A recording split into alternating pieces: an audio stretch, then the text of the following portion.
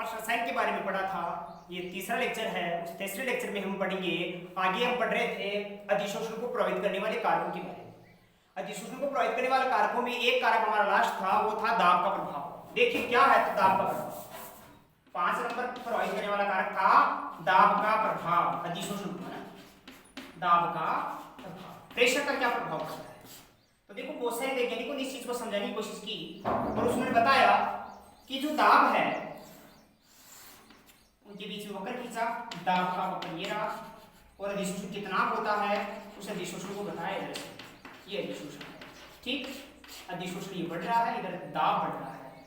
तो उन्होंने ये कहा कि यदि गैस या हो रहा हो किसी पदार्थ का, जैसे मैंने कहा गैस से आगे चिपकती है, अब गैस से बाहर से आगे चिपक रही है, अपनी मर्जी से चिपक रही है। बाय द वे अपनी मर्जी से ना चिपक के उन पर क्या लगा दे, सभी गैसों पर दाब लगाए रखे, तख्ता देवे, तो मेरे हिसाब से गैसें जल्दी चिपक जाएगी, आपके हिसाब से भी चिपक जाएगी, क्योंकि दाब लगाओगे ना तो दाब से गैसें जल्दी आके इकट्ठी हो जाएगी, और जल्दी आके इकट्ठी होगी तो उनका अधिशोषण क्या होगा, बढ़ेगा। तो यानी रूल्स के अकॉर्डिंग और जो कंसेप्ट समझ रहे हैं उसके अकॉर्डिंग हमें समझ में ये आता है कि दाब बढ़ाने से अधिशोषण बढ़ता है। दाब बढ़ाओगे अधिशोषण बढ़ता जाएगा, सतह में चिपकेगा, चिपकेगा अधिशोषण बढ़ गया। तो यही फंडा है कि दाब बढ़ाने से अधिशोषण बढ़ता है। बड़े चीज समझिएगा, ये कोई ठोस की सतह है, इस ठोस की सतह की बात हम करें तो बाहर से गैसें आ रही होगी, उन गैसों को आप क्या करो, दबा रहे हो, ये 2 पिस्टन लगा दिया, दबा दिया, इससे आपने दबाया, दाब लगाया जा रहा है नीचे की तरफ, और दाब यदि लगाओगे ना नीचे की तरफ तो गैसें आके इसकी चिपकेगी। पर कब तक, प्रत्येक चीज की लिमिट होती है। प्रेशर भी आप ज्यादा लगा देंगे तो फटेगा नहीं है, ये फटेगा ना, क्या होगा, जैसे बाहर निकलने लग जाएगी फिर ज्यादा दाब लगाने से। यानी मैंने कहा दाब बढ़ाने से बढ़ेगा जरूर, परंतु फिर क्या होने लग जाएगा, एक बिंदु ऐसा आएगा फिर अधिशोषण बंद हो जाएगा, रुक जाएगा। अधिशोषण अब ऊपर नहीं जाएगा, ऊपर मतलब इधर नहीं जाएगा, अब चलेगा सीधा। सीधा मतलब क्या अधिशोषण बढ़ रहा है ना, घट रहा है ना, स्थिर हो गया। स्थिर क्यों हो गया, अरे अधिशोषण इस बिंदु के बाद कैसा हो गया, स्थिर हो गया, ना तो बढ़ रहा है ना घट रहा है। ऐसा क्यों, दाब तो आप लगा रहे हो, बिल्कुल लगा रहे हो, गैस चिपक रही है, बिल्कुल चिपक रही है, तो फिर बढ़ क्यों नहीं रहा, इसलिए नहीं बढ़ रहा क्यों, आपने दाब लगाया तो नई गैस चिपक रही है, पर पुरानी गैसें हट रही है।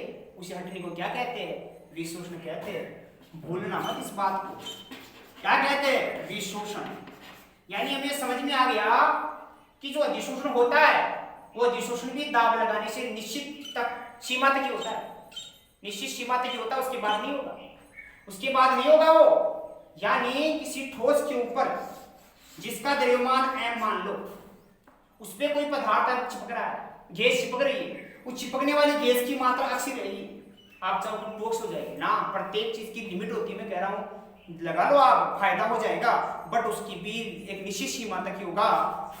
तो किसी पदार्थ जिसका द्रव्यमान m है, गैस चिपकने वाली x है, इन दोनों का अनुपात x/m अनुपात ही अधिशोषण की मात्रा कहलाती है। याद रखना ये चीज भी, अधिशोषण हो तो गया, कितना हुआ उसे अधिशोषण की मात्रा कहते हैं। बोलो किसे कहते हैं, तो जो कोई भी पदार्थ लिया है, इकाई द्रव्यमान वाले पदार्थ पर चिपकने वाले अधिशोष्य की मात्रा ही क्या कहलाती है, अधिशोषण की मात्रा कहलाती है। जो बढ़ेगी दाब बढ़ाओगे तो, बट एक सीमा ऐसी आ जाएगी जहां पे नई गैस चिपकती जाएगी, पुरानी गैस उतरती जाएगी, तो उसे कहते हैं कि अधिशोषण हो तो रहा है पर उतना ही क्या हो गया, विशोषण। तो ये कह सकता हूं कि अधिशोषण एक सीमा पर जाके विशोषण की इक्वल हो जाता है, अधिशोषण विशोषण दोनों होने लग जाते हैं। इसलिए ये ग्राफ ऊपर की तरफ नहीं जाएगा, शुरुआत में ऊपर बढ़ता जरूर है, बाद में जाके क्या हो जाता है, स्थिर हो जाता है। ये जो दाब का प्रभाव लगता है ना, ये भी एक टेम्परेचर निश्चित होना चाहिए, समान ताप पर होता है, इसलिए इस वक्र को समतापी वक्र कहते हैं। समतापी, समान ताप पर होने वाले वक्र को समतापी वक्र कहते हैं। तो समान ताप पर दाब लगाने से अधिशोषण बढ़ता है, परंतु एक उच्चतम ताप पर जाके, इस ताप पर जाके अधिशोषण होना बंद हो जाता है, फिर क्यों विशोषण होने लग जाता है, और दोनों की दरें बराबर होने से अधिशोषण की मात्रा बढ़ना भी बंद हो जाती है। इन सभी चीजों को सही प्रकार से समझाने के लिए कौन आया? फ्रैंकलिन आया। और फ्रैंकलिन ने एक वक्र समझाया और एक व्याख्या की जिसे फ्रैंकलिन अधिशोषण समतापी वक्र के नाम से जाना जाता है। क्या पढ़ेंगे आगे? फ्रैंकलिन अधिशोषण समतापी वक्र।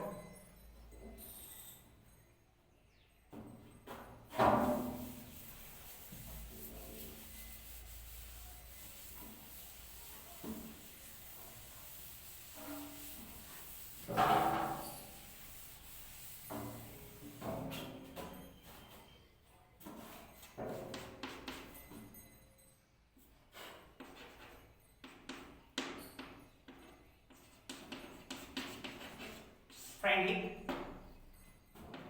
अधिशोषण समतापी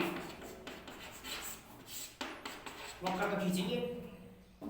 फ्रैंकलिन वैज्ञानिक का नाम है जो बताता है कि अधिशोषण समतापी क्या होता है। अधिशोषण समतापी वो अधिशोषण जो समान ताप पर हो। ताप को चेंज नहीं करना तो चेंज क्या होगा? दाब होगा और उसको उसी वक्र द्वारा समझाना। ये वक्र है वो अधिशोषण की मात्रा x अपॉन m और दाब का प्रभाव के साथ ये वक्र खींचा गया। तो फ्रैंकलिन क्या कहता है? फ्रैंकलिन कहता है दाब के प्रभाव में मैंने पढ़ा कि अधिशोषण की मात्रा समानुपाती होती है दाब की। अधिशोषण की मात्रा समानुपाती होती है दाब की। ये पहले भी सिद्ध हो चुका था। ये चीज फ्रैंकलिन ने सिद्ध कर दी। एक वक्र बना उसने बनाया तो उस वक्र में देखा गया कि दाब बढ़ाने के साथ साथ वास्तव में अधिशोषण की मात्रा बढ़ती जा रही है। जैसे बढ़ाता गया एक सी बाय सी आ गई जहां पे दाब का प्रभाव नील होने लग गया। मतलब दाब बढ़ाया जा रहा है जरूर, दाब तो नहीं चल रहा, बढ़ रहा है, ये बढ़ेगा, पक्का बढ़ेगा, जाता जा रहा है। पर एक चीज आप देखो, नोट करना, क्या ग्राफ ऊपर जा रहा है? ना। क्या नीचे आ रहा है? ना। दाब का प्रभाव नेगलेक्ट क्यों हो गया? नेगलेक्ट इस बिंदु पे एक दाब भी निश्चित हो गया और यहाँ पे जितना अधिशोषण हो रहा है उतना ही क्या होने लग गया? उतना ही विशोषण होने लग गया। तो होने क्या लग गया? अधिशोषण और विशोषण की मात्रा इक्वल हो गई। शुरुआत में देखा था ना, तब तो क्या हो रहा था कि पूरा दाब का प्रभाव लग रहा था। तो फ्रैंकलिन ने क्या कहा कि संबंध है ना x अपॉन m, ये संबंध किसके समानुपाती बताया? दाब के पूरा समानुपाती बताया गया। ठीक है, समानुपाती को हटाते हैं तो यहाँ स्थिरांक भी आ सकता है। स्थिरांक यहाँ पे k आ गया तो ये हो गया kp। बट इस वक्र की पूरी व्याख्या करने के लिए उसने अलग अलग संबंध बताए। कहा कि शुरुआत में दाब कम लगाया था, यहाँ दाब उच्च हो गया, हुआ कि नहीं हुआ? तो बीच में मध्यम दाब होगा कि नहीं होगा? तो उसको 3 कैटेगरी में बांट दिया। शुरुआत के एक बिंदु को कहा A, दूसरे बिंदु को कहा B और तीसरे बिंदु को कह दिया C। 3 बिंदु कह दिए और तीनों बिंदुओं में वो कहता है कि निम्न बिंदु को क्या कहेंगे? नीचे वाले बिंदु को निम्न दाब वाला बिंदु। तो बिंदु A पर न्यून दाब है और न्यून दाब जहां है वहां देखो गौर से, वक्र बिल्कुल सीधा जा रहा है। कहां जा रहा है? सीधा। ठीक, सीधा जा रहा है तो न्यून दाब पर ये कहेंगे कि अधिशोषण की मात्रा पूरी दाब के समानुपाती। पूरी दाब के समानुपाती का मतलब होता है दाब की घात 1 आएगी, बिल्कुल डायरेक्टली प्रोपोर्शनल होता है। अधिशोषण की मात्रा दाब के पूरा सीधा समानुपाती होता है। बट जब हम उच्चतम दाब पर चले गए ना, तब तो सब कुछ ही खत्म हो गया। बोले फिर तो दाब पर निर्भर नहीं कर रहा, दाब कितना ही लगाया जा रहा हो चाहे, फिर प्रभाव ही नहीं पड़ रहा। तो उसने फिर कहा सी बिंदु के लिए कहा कि उच्चतम बिंदु है, उच्चतम दाब है, उच्च दाब होने की वजह से यहाँ अधिशोषण की मात्रा दाब पर निर्भर नहीं करेगी। तो P की घात कितनी कर दी उन्होंने? 0। क्या अधिशोषण नहीं हो रहा? अरे हो रहा है। किसी की घात 0 करने का मतलब क्या होता है? वो संख्या 1, तो अधिशोषण का मान तो आएगा 1 मतलब हो रहा है अधिशोषण तो, बट दाब का प्रभाव नहीं पड़ रहा है। तो आपको पूछेगा दाब का प्रभाव सर्वाधिक किस बिंदु पर पड़ता है? तो निम्नतम दाब न्यूनतम दाब पर और उच्चतम दाब पर नहीं पड़ता दाब का प्रभाव। ठीक, नेक्स्ट एंड लास्ट बिंदु की बात करें मध्यम दाब की। तो मध्यम दाब की अगर बात करेंगे तो वक्र थोड़ा सा नीचे की तरफ झुकता हुआ है। इस बिंदु के बाद वक्र थोड़ा नीचे झुकता जा रहा है। अगर होता तो स्ट्रेटली तो ऐसे जाता ही नहीं। ऊपर की तरफ जाता, पट झुक गया। झुक गया मतलब बी बिंदु एक मध्यम दाब है जहां पे ना तो वो पीछे वाले का साथ दे रहा है, मध्यम दाब मध्य दाब जहां पे वो ना तो पीछे वाले का साथ दे रहा है ना आगे वाले का साथ दे रहा है, बीच में अटक गया। तो बीच में कितना क्या होगा दाब का प्रभाव, तो वहां कहा गया फाइनलिंग ने कहा कि मध्यम बिंदु पर अधिशोषण की जो मात्रा होगी ना, मध्यम बिंदु पर अधिशोषण की मात्रा जिसको x अपॉन m कहा, वो दाब के ना तो पूरे समानुपाती हो पा रही है और ना ही पूरा नेगलेक्ट हो पा रही है। यानी ना तो जो बिंदु हो रहा था ना x अपॉन m समानुपाती p की घात 0 ना तो ये हो पा रहा है, और यहाँ जो था x अपॉन m की समानुपाती p की घात ना ये हो पा रहा है, तो बीच की कैटेगरी का कर दिया।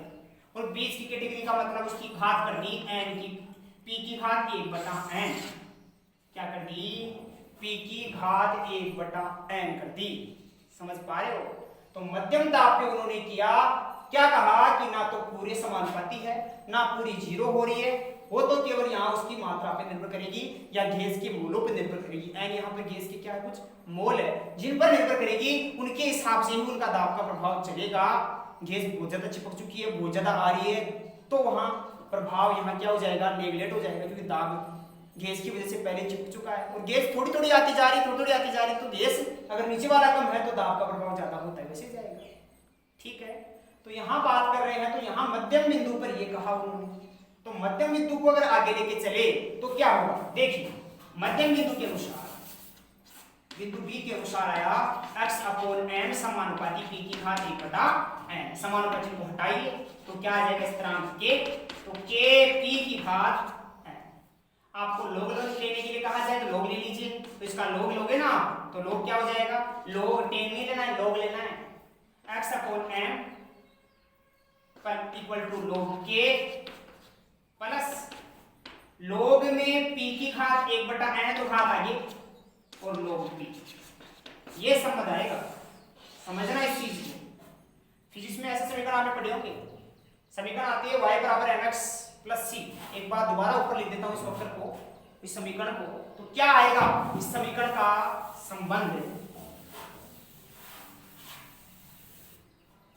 ठीक है, समीकरण आ गई log x अपॉन m, ठीक, इक्वल log k, लिया था भी log k, कैसे लिया समझ में आ गया होगा, दोबारा रिवाइज कर सकते हो, पीछे देख सकते हो आप। 1/n आगे आ जाता है, log लेते हैं तब घाते, और ये आ गया log p। इस log k की अगर बात करें, k की बात करें तो k क्या है, आप k यहाँ पर इसका एक अंतःखंड है, इसलिए इस k को पीछे ले जाइए, log x अपॉन m आगे लिख दो 1/n log p equal to log k, ये लिख दो आप इसको सॉरी प्लस में।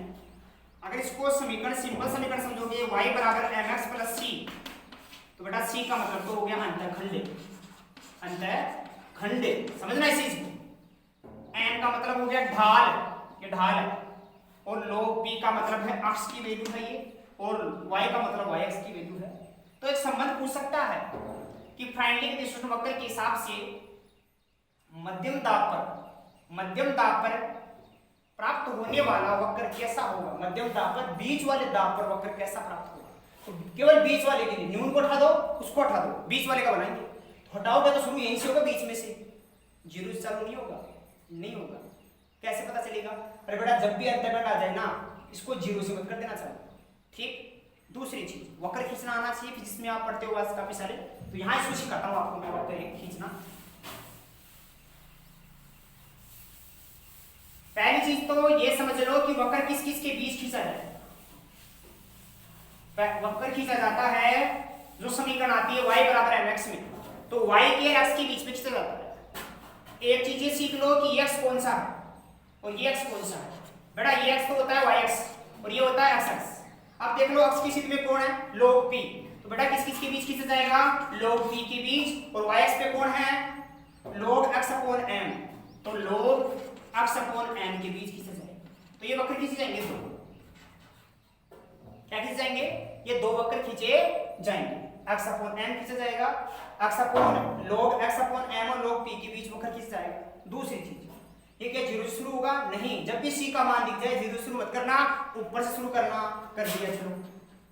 अब वक्र भी दो प्रकार के आते हैं, तो नीचे की तरफ बढ़ता है, ऊपर की तरफ बढ़ता है, तो ये ऊपर जाएगा नीचे, लॉग अक्स का मान देखो आप, तो लॉग अक्स का मान, ठीक, और ढाल देखो। अगर ये माइनस में आते हैं, लॉग अक्स का मान छोड़ दो, ढाल देख लो आप, तो अगर ढाल माइनस में आता है तो नीचे की तरफ ढलान आ रहा है, और ढाल ही अगर प्लस में आ रहा है तो ऊपर की तरफ ढाल, ऊपर से ढाल आएगा, नहीं है ना? तो ये वक्र ऊपर की तरफ ऐसे जाएगा, जाएगा नहीं जाएगा, सीधे में जाएगा ऐसे। तो यहाँ जो ढाल आ रहा है, स्लोप आ रहा है, वो स्लोप कितना आएगा? ये स्लोप आएगा 1/n। कितना गैप छोड़ के गिरना है, तो ये गैप आपने छोड़ा है log के बराबर। तो ये वक्र पूछेगा आपको, कि वक्र आपको बनाना आना चाहिए। ये मध्यम दाब की कैटेगरी के लिए वक्र खींचा जाता है। क्लियर हुआ? ये प्रभाव पड़ता है दाब का, जो फ्रेंडलिक ने क्लियर किया। ओके, बात हम आगे करें कि डिफ्यूजन घटना जो हो रही है, ये तो सारे जितने कंसेप्ट थे वो थे। अब ये घटना किस प्रकार होती है, कहाँ देखने को मिलती है? बोले डिफ्यूजन के अनुप्रयोग कहाँ कहाँ देखने को मिलते हैं। देखिए,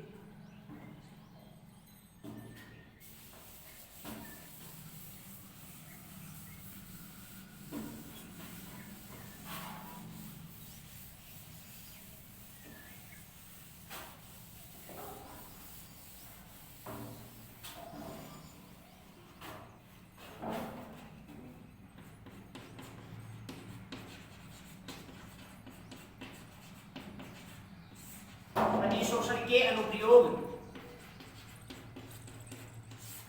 अधिशोषण के अनुप्रयोग क्या क्या काम आता है अधिशोषण? पहली चीज तो मान लीजिए जहां वायु है, उस वायु को ऊंट हटाना है, निर्वात बनाना हो, तो पहला उपयोग निर्वात के लिए किसका प्रयोग करते हैं, ये भी आपको याद होना चाहिए, सक्रिय चालकों का प्रयोग। हवा को उठाना हो तो सक्रिय चालक। नंबर 2 उपयोग नमी को उठाना है, मान लो नमी है भाई, है ना? नमी हटाने के लिए किसका प्रयोग करते हैं?